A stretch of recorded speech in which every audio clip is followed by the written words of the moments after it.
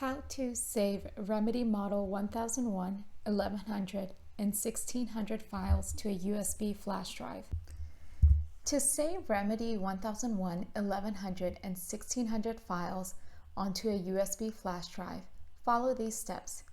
After saving Remedy patient PDF files onto the programmer and preparing for transfer to a USB flash drive, start by removing the patient wand from the USB port on the programmer. Next, insert the USB flash drive into the same port. Then open the File Explorer folder located on the bottom middle of the screen and locate the Remedy files you wish to save onto the USB flash drive. To locate the files, navigate to Local Drive C. Click on either Respicardia Programmer 4.5.0.6 for Remedy Model 1001 files, or Respicardia Programmer 5.0.0.8 for Remedy Model 1100 and 1600 files. Click on Log and then Remedy.